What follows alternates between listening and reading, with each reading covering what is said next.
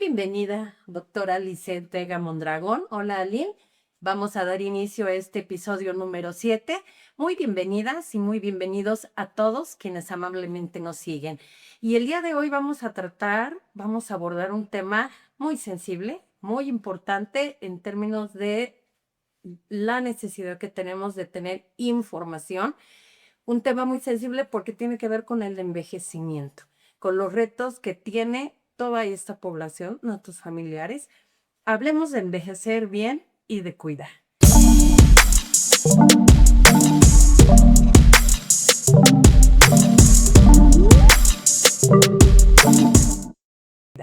Así es que quiero hoy compartir con ustedes un dato importantísimo. Como todas y todos sabemos, el Estado de México es el estado más poblado en toda la República Mexicana. Dice CONAPO 2026 que la última estadística habla de 17.822.420 personas que vivimos en el Estado de México. Oh, Dios mío, somos el estado más poblado y en consecuencia también tenemos la población más alta de envejecimiento, con el 11.30% del total de la población. Esto significa 1.919.454 personas, adultos mayores. Que vale la pena decir que la Organización Mundial de la Salud establece que los adultos mayores son aquellos que tienen 60 años y más. Porque de repente nos confundimos o hay criterios a lo mejor, doctora, diferentes, pero dice la OMS que de 60 a 74 se considera edad avanzada. Por supuesto, nosotras no estamos en ese rango, mucho menos yo. Después, de 75 a 90, viejas o ancianas, viejos o ancianos. Y de 90 y más, es una persona grande, una persona vieja o longeva. Son los términos utilizados por la Organización Mundial de la Salud. Así es que bienvenidos a este episodio 7, a este tema tan importante, y queremos compartir con ustedes una frase que habla de la sensibilidad misma del tema. Cuidar a un adulto mayor es un acto de amor, pero nadie puede cuidar bien si no se cuida de sí mismo. Pedir ayuda no es un signo de debilidad, más bien es una forma de amarse. Con esto empezamos. Bienvenidas nuevamente. Muchas gracias. Gracias, Laurita, por esta introducción y estos datos que son importantísimos para que podamos entender la magnitud y la importancia del tema que vamos a tratar hoy con nuestra querida invitada, que es la doctora Lisette Vega. Y si me permiten, audiencia querida, les voy a presentar un poco de lo mucho que ha hecho la doctora dentro de su trayectoria. Ella es médico cirujano egresada de la UAMX, especialista en geriatría egresada de la UNAM y el Centro Médico ABC, expresidente de la Academia de Pregrado de la Facultad de Medicina, también de la Universidad Autónoma del Estado de México, profesora de licenciatura en geriatría de la Facultad de Medicina de la Universidad Autónoma del Estado de México por 13 años y actualmente ejerce pues en la práctica privada en el Hospital del Espíritu Santo en Metepec y pues también da consultas a domicilio. Doctora Lisette, qué gusto. Qué placer tenerte con nosotras para tratar este tema tan importante y que, pues bueno, evidentemente a todas en algún momento de nuestra vida nos tocó o nos va a tocar el poder llegar a este tema de los cuidados de un adulto mayor o de algún enfermo. Pero en este episodio vamos a hablar de los cuidados de los adultos mayores, así que comenzamos. Muy bien, pues quiero ver otro dato importante para todas las que nos siguen y todos los que nos siguen. La población de adultos mayores en el Estado de México les va a parecer sorpresivo, aunque no mucho si nos vamos al origen y a las tradiciones y a las costumbres, pero radica en los municipios de San Felipe del Progreso, de Atlacomulco, Ixtlahuaca, El Oro, San José del Rincón, Morelos, Temascalcingo, Chapa de Mota, Temoaya, Donato Guerra, son los que abarcan el mayor número de población de adultos mayores. Tendrá que ver con usos y costumbres seguramente. Muy bien, muy bienvenida nuevamente, querida doctora Lisette. Y lo primero que queremos saber es, ¿cuáles fueron los principales motivos que te llevaron a elegir la geriatría? Hola, ¿qué tal? Mucho gusto. Buenos días, Mitzi. Buenos días, Aline. Bueno, ahorita que tocaban, antes de contestar estadísticas, hace unos días leí en un periódico de circulación nacional que para el 2040 el Estado de México va a ser el Estado de la República con más población envejecida. Estamos hablando que aún nos falta mucho, son 14 años, entonces sí tenemos un reto como geriatras, hablando específicamente del Estado de México, ¿no? Sí somos un estado con una población que ya tiende a envejecer. Y bueno, envejecer siempre lo digo con mucho respeto, ¿no? Y bueno, ¿qué me llevó a hacer geriatría? Yo creo que, pues, en parte esta situación de ver que falta mucho médico que atienda a los adultos mayores y ese cariño que le tengo, bueno, yo le tengo mucho cariño, mucho amor les digo a veces a los pacientes, ¿no? Si les digo mis viejitos, a mis alumnos les decía, ¿no? Si les digo viejitos, abuelitos o adulto mayor, siempre va a ser con cariño. Les tengo mucho, mucho cariño. Qué bueno, nos da mucho gusto, porque no creo que pueda estar disasociado que una geriatra o geriatro pueda elegir una profesión tan sensible si no tienen amor por las personas, respeto profundamente, ¿no? Aline, adelante. En ese sentido, doctora, y qué importante es que tú abrazaste esta especialidad desde la empatía con las personas que llegan a cierto rango de edad, porque está evidentemente correlacionada la edad con la necesidad de una atención especializada. ¿Qué cambios o en qué momento, además de la edad, nos damos cuenta de que el envejecimiento ya no es solamente una cuestión cronológica, sino ya nos da este paso para decir, bueno, ahora sí tengo ya que ir a una atención médica con un geriatra? Es bien interesante, perdón, Aline, fíjate que la edad sí sería o debe de ser importante porque muchas veces pensamos que al geriatra se le debe de consultar. Cuando tocabas el tema de las diferencias de edades, ¿sí? Cuando ya está muy grande el adulto mayor. Y los 60 años pues sería el punto ideal para que un adulto mayor acuda como manera preventiva, ¿no? No hasta que yo me siento enfermo o hasta que algo me pasa en la consulta, que a veces quien lleva al adulto mayor es el nieto, ni siquiera los hijos, ¿no? Después de los 80 o a los 90 años, pues cuando la persona ya está muy enferma o con muchos problemas de salud. Me ha tocado en algunas ocasiones, sí, que llegan las parejas inclusive a los 60 años y eso es muy bonito, que dicen, bueno, venimos a verla o a verte porque queremos que nos ayudes a prevenir enfermedades. Y el punto de partida es a los 60. Pero bueno, ¿qué vemos de manera normal en un envejecimiento? Pues obviamente pues, lo normal es que nos salgan canas, arrugas, pero pues un poquito de pérdida de la estatura, ¿no? Porque las vértebras empiezan a compactar, disminución de la velocidad de la marcha, algo de pérdida de músculo de manera normal. Hay un problema, una enfermedad que se llama, es un síndrome que se llama sarcopenia, pero es otro tema. Obviamente desde los 40 años empezamos a perder ya agudeza visual, ¿no? También a partir de los 50 años, que todavía es mucho más joven, ¿no? Empezamos a perder agudeza auditiva, ¿sí? Cambios en el sueño, algunas alteraciones en el sueño. Yo creo que así de manera general es lo que les podría decir, que podemos empezar a ver de manera normal como parte de lo que empieza a tener el adulto mayor. Ok. Muy bien.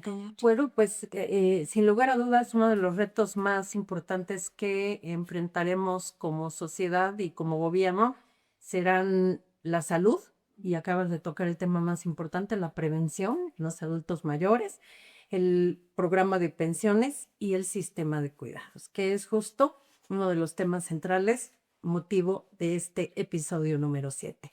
Pues vamos a un corte y regresamos muy pronto. Muchas gracias. Dices, donde sí se es.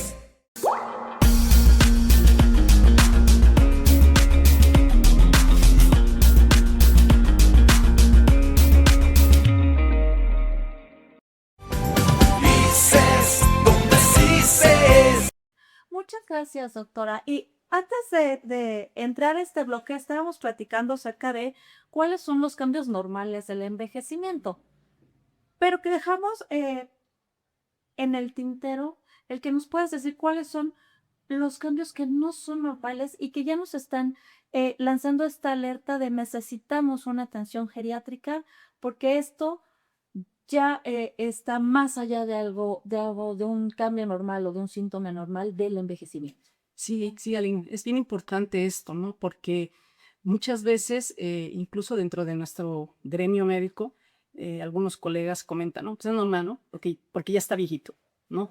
Pero no, bueno, por ejemplo, pérdida de peso inexplicable, ¿sí? Que va de la mano, con pérdida de masa muscular, ¿no? Que se termina la sarcopenia. Cambios en el estado de ánimo, ¿sí? La famosa depresión, y que muchas veces comentan, es que es normal, porque ya envejeció. La depresión nunca va a ser normal en un adulto mayor y que está subdiagnosticada, ¿sí? Cambios en el estado mental, problemas en su cognición, ¿sí? Caídas frecuentes, que se empiecen a caer, es algo que nos debe de llamar la atención.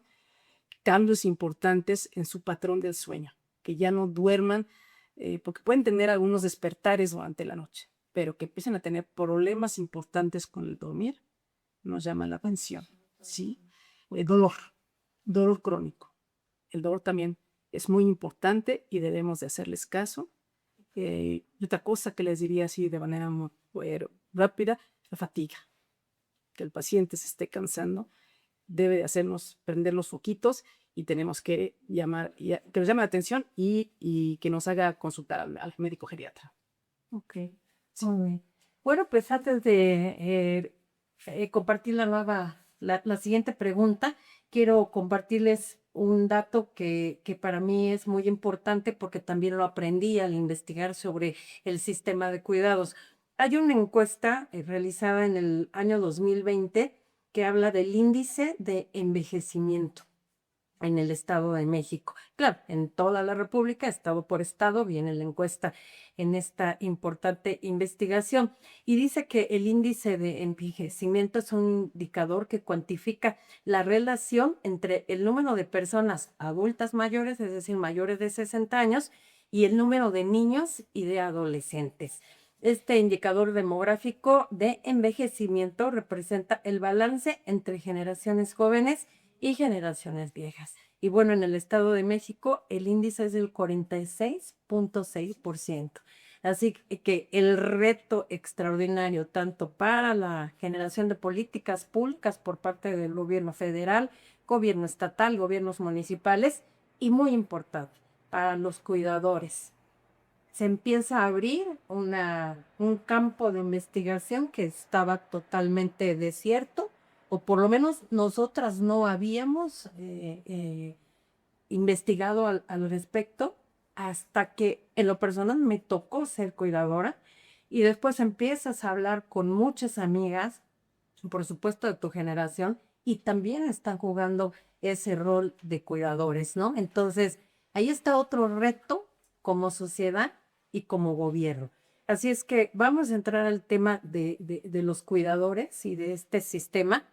Y quisiéramos saber, doctora, ¿cuál es el síndrome del cuidador y cómo podemos reconocerlo? Sí, el síndrome del cuidador o del colapso del cuidador, porque así se define, colapso del cuidador, es un síndrome que se caracteriza por signos y síntomas en el ámbito físico, emocional y,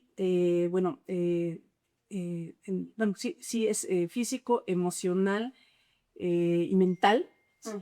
En donde generalmente afecta al cuidador primario, ¿sí? Casi siempre es bien curioso, y esto tiene que ver en cuestiones culturales, diría yo, culturales, a quien afecta más es a la mujer, ¿ok? ¿Por qué? Porque en las familias el rol se le da a la mujer. Tú tienes que cuidar a tu mamá, o a tu papá, o a tu abuelita, a tu abuelito. Y el varón es el que va a aportar lo económico. Yo, varón, ya con dar, estoy cuidando, ¿sí? El terreno. Yo no voy a cuidar físicamente. Tu mujer vas a cuidar. y tiene ciertas características. Aparentemente el rango de edad es entre 45 y 50 años. Obviamente puede ser más, puede ser menos, pero es la característica principal, ¿sí? Tienes entre 45 y 50 años. Les comento lo general, no necesariamente. Es una mujer que no está casada, ¿sí? Porque es la que tiene más tiempo para cuidar al enfermo, y que tiene la obligación de estar permanentemente ahí en casa, ¿sí? Y bueno, ¿qué pasa? Es una persona, a veces, bueno, no hace familiar, a veces se contrata a alguien, puede ser una persona que tiene los cuidados en enfermería o que no los tiene, ¿sí? Se colapsa y presenta depresión, ansiedad, desgaste físico, perdón, dolores, contracturas musculares, descuido en su persona, ¿sí? Y mucha ansiedad, mucha angustia, sensación de culpa por pensar que no está haciendo las cosas bien. Y es muy complejo porque puede llegar a perder su salud por estar cuidando a la persona enferma. Y es una situación que es verdaderamente grave. Sí, claro. Y sin embargo, aun cuando estas personas que toman este rol de cuidadores, que sí, mayormente son las mujeres, pues Así es. también hay casos, o sea, ya hay muchos hombres que están tomando Sí los hay. este rol. Sí los hay. Y yo he convivido con varios, por eso sé que también lo asumen y que de pronto, como lo acabas de decir, sienten culpa de decir, no puedo hacerlo yo solo o yo sola, necesito que alguien me ayude, pero ¿cómo voy a pedir ayuda si pues esta es mi responsabilidad? ¿Cómo podemos ayudarlos a manejar este sentimiento de culpa? Porque no está bien estar rebasado y aún así decir, yo lo voy a contener y lo voy a seguir haciendo sola. Es bien complicado, Aline, porque a mí me ha pasado en el consultorio, ¿no? Que llega la persona que cuida y dice, es que ¿cómo le hago? Porque no puedo decirlo, porque en mi casa se enojan, o el entorno social se molesta. Y pues yo sí les digo, tienes que hablar. Siéntate, junta a las personas y platícalo y externalo, porque te estás enfermando y ahora en lugar de tener a quien tú cuidas enfermo, ahora tú te enfermas y ya son dos enfermos. Háblalo o apóyate y toma terapia, ¿no? Para que esa culpa de sentir que ya no puedes, y se oye un poquito a lo mejor feo, ¿no? Ya no puedes con la carga. Y no es que sea una carga, pero se está juntando todo, ¿no? Yo ya me cansé, me desvelé, y es noche tras noche, más el día, más la tarde, y el enfermo pues el mismo demanda, porque ya no puede, o porque a lo mejor es un enfermo que está a las 24 horas en cama, ¿no? Las 24 horas en cama, y es una sola persona quien la cuida. Y además a veces no contamos con que es una mujer que probablemente sí tenga familia, y que la familia, ¿qué pasa con su familia? Y el esposo la está demandando y los hijos la están demandando. ¿Qué lugar ocupa? ¿Qué lugar ocupa su familia? Entonces, sí es sentarse y decir, bueno, tengo que hablar con mis hermanos, pero sí, de verdad es muy complejo, ¿no? Y a veces acaba por explotar, ¿sí? Todo. Así es. Sin lugar a dudas, las redes de apoyo que construimos en este proceso son muy importantes, no solo la terapeuta, ¿no? Y ya lo decía nuestra primera invitada aquí en este programa, si no puedes económicamente solventar el pago de un terapeuta, hay muchos tutoriales en las redes sociales que puedes tomar para acompañarte en el proceso. Desde mi punto de vista, uno de los grandes problemas de los cuidadores y las cuidadoras es que no tenemos la confianza de hablar con nuestra familia, ¿no? A veces hablamos con más confianza y con más empatía con una amiga o con un amigo que con los hermanos, ¿no? En este ánimo de vamos a evitar problemas familiares, dejas de decir lo que sientes. Y cuando lo sientes, entonces tu familia cree que eres explosivo, que tu carácter es muy difícil y me anoto. Así me dicen a mí, ¿no? Sí, que eres conflictiva, ¿no? Porque en general creo, no estamos hechos para decirnos las cosas de frente. Así es. Le damos vueltas absolutamente a todo. En Que es- toda Perdón, Mitzi, porque suponemos, ¿no?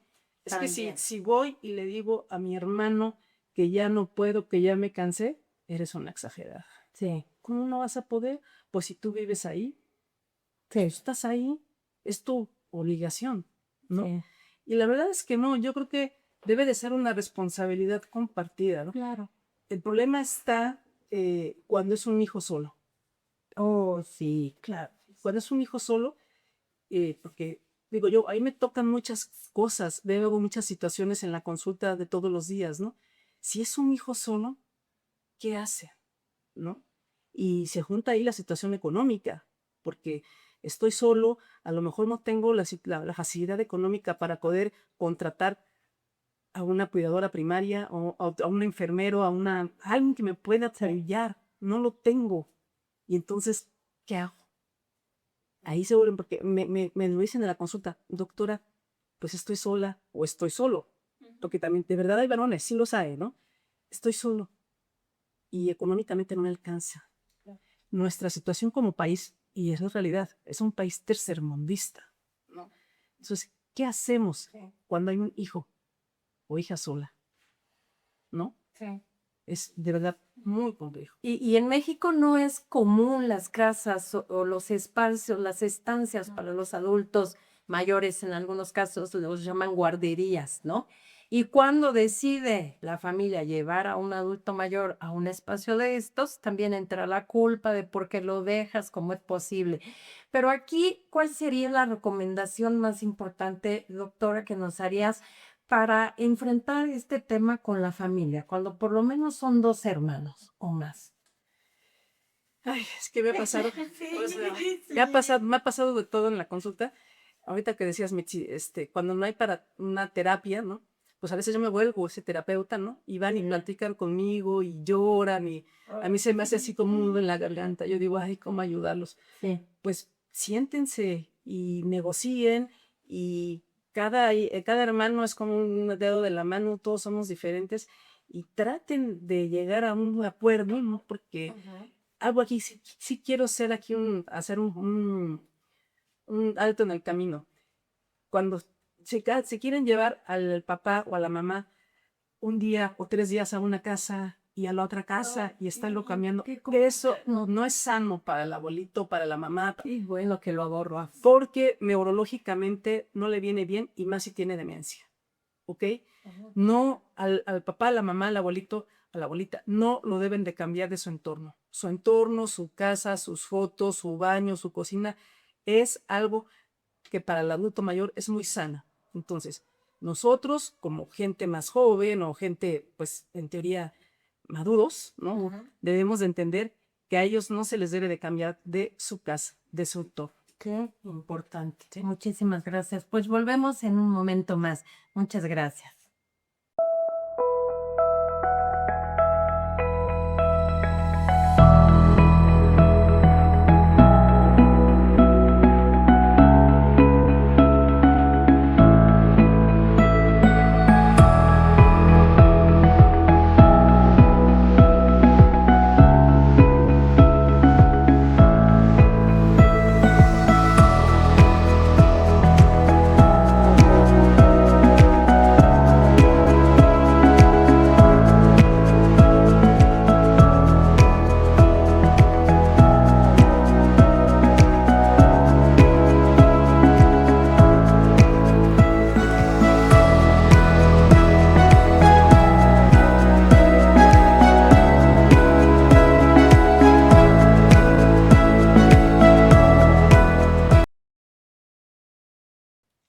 Muchas gracias, doctora.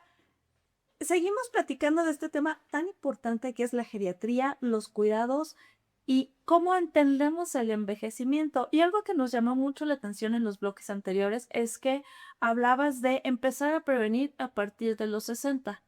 Yo tengo una percepción muy personal, que es que hemos cambiado esta idea del envejecimiento y que creemos que ya tienes que ser un viejito muy canoso y tener muchos, muchos años para decir, oh, ahora sí ya necesito yo atenderme con un geriatra. Pero la realidad es que no es así. No, claro, no, hace rato platicábamos, ¿no? Les voy a poner un ejemplo. Cuando hice mi tesis en el hospital, era un formato para ver cómo podíamos medir demencia, ¿sí? Y yo tocaba la puerta en las habitaciones y ahí el corte de edad era 65 años. Y les decía, bueno, vamos a hacer eso. Y me decía, si alguien tiene 65 años, él me decía, pero ¿por qué yo? ¿No? Y en cambio, si entraba con el de 85, 90 años, se ponía felices porque hasta tenía tiempo para ellos, para practicar con ellos, ¿no? Entonces, sí hay que entender que si yo llego a una edad muy temprana, pues es mucho mejor, ¿no? A veces me llega, y les decía también hace rato, ¿no? Cuando tienen 95 años, y digo, bueno, a los 95 años a veces sí es muy poquito lo que podemos hacer, porque, pues bueno, hay diabetes, hay hipertensión, hay osteoartrosis, problemas de insuficiencia renal, etcétera, etcétera, ¿no? O sea, hay muchos problemas acumulados por la edad y pues sí es muy poquito lo que podemos ofrecer para mejorar la calidad de vida. Creo que un tema central y que es muy importante es calidad de vida, ¿no? Eso es algo súper importante, ¿no? Con lo que tenemos que, o quisiéramos tener para ayudar al adulto mayor a que viva bien. Si yo llego a los, es más, bueno, yo les decía a mis alumnos en las clases, desde ahorita que tiene 21 a 22 años, empiecen a pensar en cómo quieren envejecer. Y claro, a los 22 años, pues uno no piensa, ¿no? ¿Qué voy a hacer? Pero ¿cómo? Pues haz ejercicio, no fumes, el tabaco ya sabemos que es pésimo, no. Ten, activa tu mente, ¿no? Haz trabajo cognitivo, mantente socialmente activo, que eso es algo muy importante en el adulto mayor, mantenerse socialmente activo, no aislarse, mantener su mente ocupada, pero bueno, a los 90 años, pues si ya estoy aislado, no tuve socialmente ocupado, no tuve terapia cognitiva, pues la verdad es que a veces pues que ya tienen demencia, entonces pues es muy complicado, muy, muy, muy complicado. Pues qué bueno que nos hablas de este tema para que muchos y muchas de nosotros empecemos a tomar muy en serio en qué momento tenemos que elegir una geriatra, cuáles son las medidas de prevención para llegar a un envejecimiento con calidad de vida. También creo que parte del envejecimiento con calidad de vida tendrá que ver con la aceptación, doctora, tendrá que ver con, oye, ya me salieron canas, ya no me voy a pintar el cabello.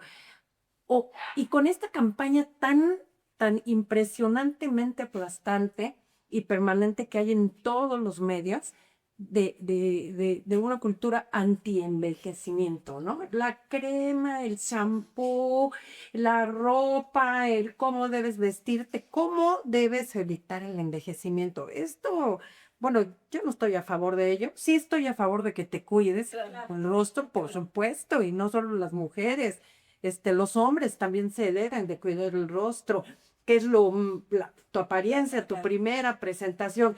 Pero, ¿qué hacer entre esta cultura tan terrible que hay en los medios de comunicación anti-envejecimiento y la aceptación de tu edad?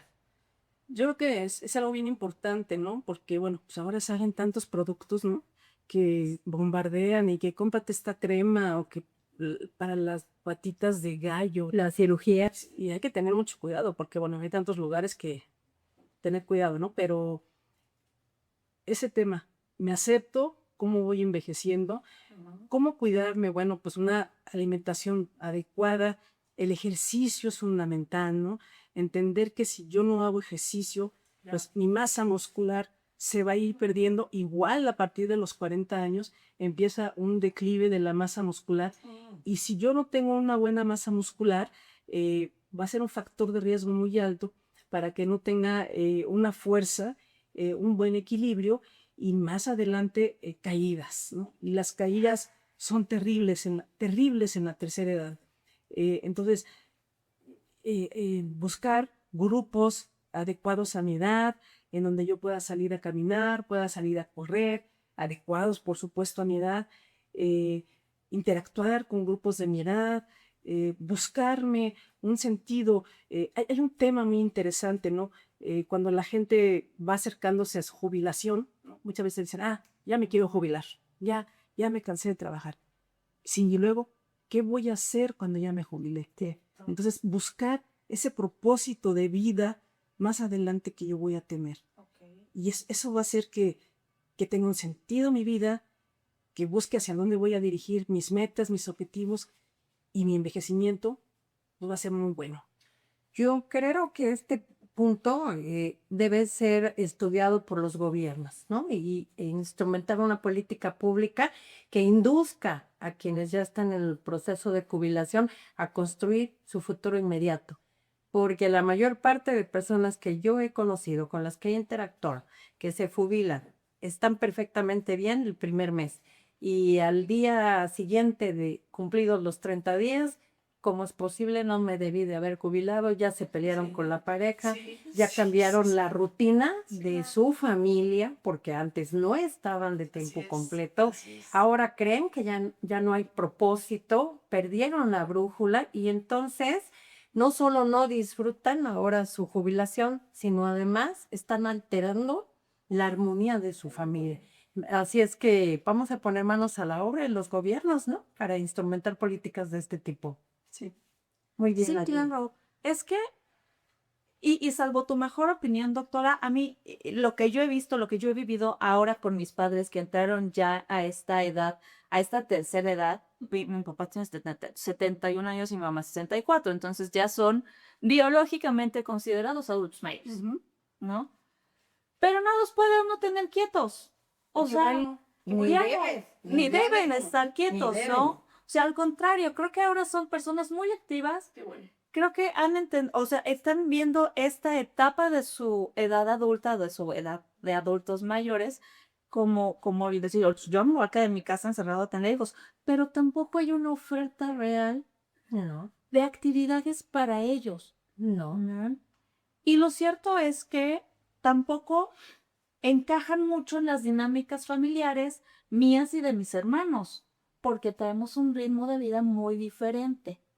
Entonces, en este esquema, ¿tú qué consejo podrías darnos a quienes estamos entrando a esta etapa de empezar a acompañar el envejecimiento de nuestros padres que no están en una etapa en la que tengamos que cuidarlos todo el día, todos los días, todo el tiempo, pero que tampoco están en una edad en la que uno diga, bueno, pues ahí están y ellos solitos pueden todo, porque sinceramente a mí me estresa de pronto cómo están, dónde están, que mi papá salga y agarra el coche y luego digo, bueno, este señor, ¿qué le pasa?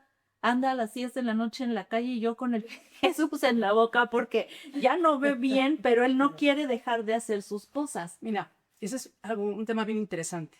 Lo primero es dejarlos ser independientes, ¿sí? ¿Qué? Porque sucede con mucha frecuencia que los hijos queremos convertirnos en los papás, ¿no? Entonces, ya no hagas, ¿eh? Y ya no salgas, y ni se te ocurra, y siéntate. Y si los frenamos en su independencia, empezamos con problemas. Entonces, sí, con cuidado, ¿no? Por ejemplo, tu papá que tiene 71 años, ¿no? Y obviamente su agudeza visual ha cambiado. Entonces, ¿sabes qué, papá? Bueno, ten cuidado, ¿no? Porque, bueno, todavía manejas, pero entre más independientes sean, mejor. Yo les digo, bueno, no se suba a cambiar una cortina a la señora de 80 años porque se va a fracturar seguramente las vértebras, pueden tener algún grado de osteoporosis, pero adecuado a su edad, que hagan actividades. O sea, promover su independencia está bien. Súper importante. Que salgan con sus amigos, que se reúnan, ¿sí? Su casa se tiene que ir cambiando, ¿sí? Para que sean casas seguras, ¿no? Por ejemplo, los baños que tengan barras de seguridad para evitar que se pueda caer en la regadera, ¿no? Evitar, por ejemplo, cables con los que se puedan tropezar, tapetes con los que se puedan rebasar, digo, me pueden escalar, cuidado con las mascotas, ¿no? Y luego las mascotitas por ahí se atraviesan y los pueden, puede ser que se caigan, y que las señoras sigan cocinando, ¿no? Que se atrevan a utilizar estos equipo, de tecnología. Es decir, no frenarnos, al contrario. ¿Sabes qué, papá? No sé, claro, se me ocurre. Ellos no jugaron, por ejemplo, turista mundial, ¿no? Sí.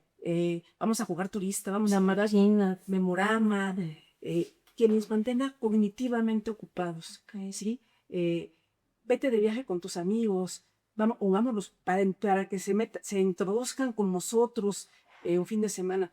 Vámonos, no sé, a Tonatico, vámonos a Ixtapan de la Sal, pequeños paseos en fin, para que estén integrados con nosotros, ¿no? Hay que entender que tienen eso es bien importante también. Pero ellos van a su ritmo. Pero respetar, porque, te repito, a veces pensamos que son niños, ya queremos como que coartar sus libertades o pensar por ellos, y eso es un error. Tienen sus sentimientos, sus ideas, sus pensamientos. Entonces, si no quieren salir, ya hay personalidades, ya hay formas de ser, y eso no las podemos cambiar. Entonces, hay gente que le gusta socializar más, hay gente que le gusta socializar menos, pero dentro de todo, pues sí, convivir con ellos y que ellos salgan, ¿no? Hay parejas muy unidas que les gusta, por ejemplo, salir a bailar, ¿no? Hay otros que les gusta salir al cine, o a uno de la pareja sí, a otro de la pareja no. Entonces, tratar dentro de la forma de como ellos son, pues respetarlos, pero que sigan siendo muy independientes, ¿sí? Y las señoras que les gusta tejer o les gusta bordar a máquina, todo esto que los sigan haciendo, no frenarlos en la forma en como son ellos. Bien, pues regresamos en un momento más con mucha más información. Gracias. En Grupo Colegio Mexiquense transformamos tu futuro. Estudia tu prepa en 2 o 3 años. Elige uno de nuestros 13 bachilleratos tecnológicos o cursa tu prepa UNAM en línea. Disfruta de instalaciones de vanguardia, transporte escolar, alberca y gimnasio. Inscripciones abiertas. Da el siguiente paso hoy mismo. Y recuerda que ser mexiquense es ser diferente. Nos vamos a quedar con muchísimas preguntas en el tintero, Ali, porque además redactamos preguntas que no hicimos e hicimos más, porque el tema es muy rico y muy importante para elevar la calidad de vida de quien cuida y de quienes tienen más de 60 años. Y antes de irnos, no podríamos en este programa de Femeninamente dejar de preguntar, como mujer, dice, ¿qué tan complicado ha sido ser doctora, tomar esta especialidad de geriatría? ¿Has visto una competencia del NEAN con los médicos geriatras? ¿Cómo ha sido tu quehacer como mujer? ¿Y cómo combinas tus tiempos, ¿no? Para tus actividades personales con una actividad tan demandante como es la medicina? Fíjate que no, Mitzi. Desleal no, la competencia no es desleal. Yo creo mucho en Dios y creo que hay trabajo para todos, ¿no? La verdad es que sí, afortunadamente hay trabajo. Me gusta lo que hago, lo disfruto mucho. Entonces, lo que sí ha cambiado un poquito, o quizás un mucho, fue la situación de la pandemia, ¿no? Eso sí nos trajo muchos cambios, ¿no? Como que ahí sí hubo un descenso en la consulta, hubo muchísimos cambios, además de, para muchas cosas, ¿no? Muertes y demás. Pero afortunadamente el día de hoy las cosas marchan bien. Y bueno, me ocupo o distribuyo mi tiempo, pues como decía al principio, entre la consulta privada, pacientes a domicilio y un tiempecito estuve por allí en la Facultad de Medicina, pero pues ahorita es nada más ahí en la consulta privada. Muy bien. Alguien. Pues, doctora, sin duda, y tú nos lo vas a confirmar, cuidar es un acto de amor, Así es. pero no puedes cuidar a alguien si tú no estás bien primero. Efectivamente. Entonces, para ya ir cerrando este episodio, me gustaría que compartieras con nuestra audiencia en dónde podemos encontrarte para que, pues bueno, como lo hemos hablado a lo largo de este episodio, pues ya que entendimos en qué etapa tenemos que acudir a un especialista como tú, podamos hacerlo. Sí, claro, con mucho gusto, con mucho gusto. Yo estoy en el Hospital Espíritu Santo, está ubicado en Metepec, en el Choro Campo 216. El teléfono del consultorio es 722-232-8899 y mi WhatsApp es 7221-600787. Y muy importante, las consultas a domicilio. Sí. Eso es fundamental Claro. para que tenemos como yo una mamá que va a cumplir 93 años. Vas a las casas. Sí, sí, sí.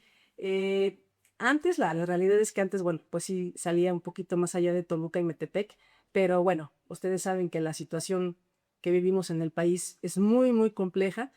Y bueno, pues ahora en las zonas cercanas de Toluca y Metepec, con mucho gusto, porque la complejidad del paciente adulto mayor es mucha. Hay pacientes que están en cama, que no se pueden mover, y eso hace que, bueno, yo tenga pues ese acercamiento con los familiares y pueda visitarlos, y siempre con mucho gusto, con toda la disposición. Un teléfono con WhatsApp. Sí, ¿Sería sí, el mismo que diste? sí, con Ok. WhatsApp y en Muy el consultorio. Ahí estamos a sus órdenes y con mucho gusto. Muchas gracias. Perfecto, pues no sé si algún mensaje final que quieras dejarle a nuestra audiencia, doctora, porque seguramente vamos a tener un episodio 2 y un 3 y 4 y 5, ya sería completo. Es que hay contigo. muchos temas, ¿eh? Claro, porque aprender a cuidar y a cuidarnos cuidando es muy importante. Pues yo creo que lo que les dejaría a los cuidadores es que no desesperen, que tengan paciencia, que tengan mucho amor para sus enfermos, y a los adultos mayores que no tengan que no pierdan el sentido de la vida, ¿sí? Que la vida es muy bonita y que no importa que tengan 60, 70, 80, 90 años, que sigan adelante y que se cuiden también mucho, y que ojalá que acudan con un geriatra, mujer, hombre, a partir de los 60 años, porque eso les da mucha, mucha calidad de vida para adelante. Y muchas gracias. Gracias por la invitación. Al contrario. Al contrario, muchas gracias de ti. Gracias, Laurita. Gracias, Aline. Gracias a ustedes que nos siguen y hasta pronto.